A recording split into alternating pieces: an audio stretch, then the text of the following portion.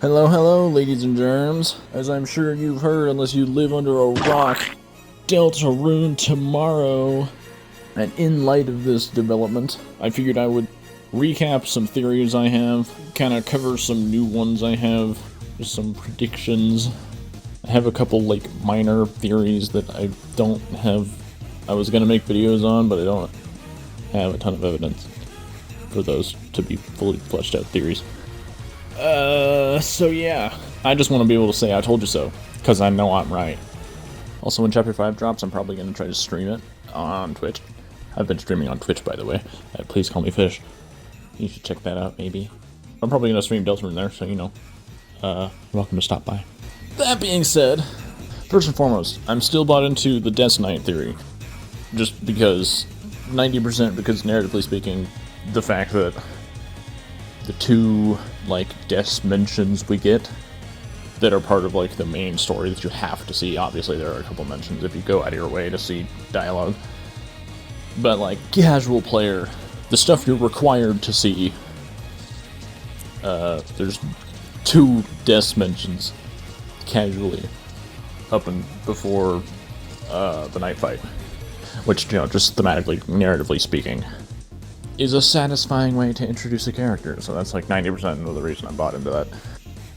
If I hear one more damn word about Papyrus Knight, I swear to fuck, Ralsei's still a bitch. Ralsei is lying to us, and just to clarify, when I say us, I mean us, the player, soul, because he's teaching Chris the close your eyes trick, make the soul go away so we can talk behind its back.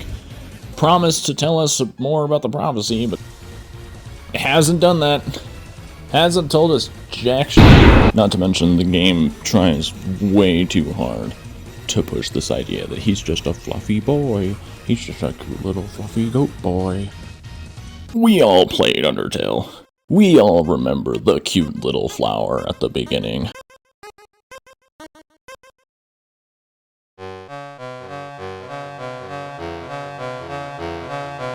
In one of my other videos, I really, crack down on the whole 4 characters in the prophecy. The first hero, the cage with human soul in parts. The second hero, the girl with hope crossed on her heart. The third hero, the prince alone in deepest dark. And last was the girl, at last was the girl. But I thought about that a little more, and I got something. I think I got something. In the other video, I focused on the idea that we have our 3 heroes, and in the Gerson fight, when we're talking to, Gerson, he explains that in the first chapter of his book that's based off of the prophecy, the 3 heroes slay the king and stop the dragon, or something to that effect. I'm going off of memory here. And what did we do in chapter 1? We chased down Susie and made her stop killing people. And then she joined our group. And at the end of the Gerson fight, when Susie asks, "What character do I remind you of?" he says, "The dragon."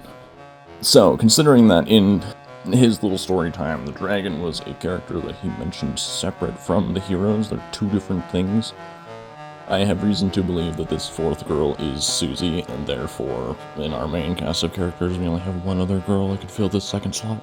But that's all what my last theory was about, was that this is our lineup here. But since then, it has occurred to me that, I got something a little interesting. The main trait of the dragon, the main role of it that I brought up, was the idea that the dragon holds the white pen of hope, the power to rewrite the story, change the prophecy. In the main story, it's made very clear that the normal route, it's made very clear that Susie is this 4th character, this dragon. But we also see another character that also happens to be a girl that definitely rewrites the story a little bit.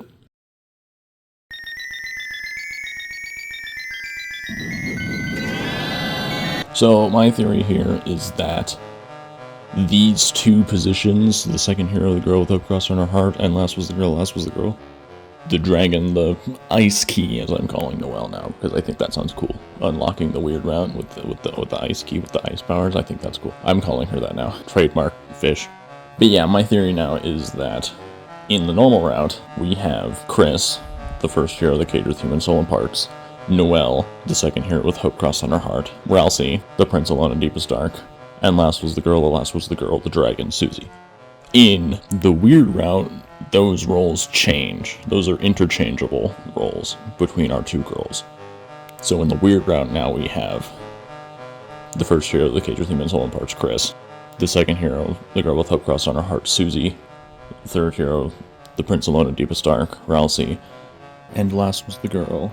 At last was the ice key.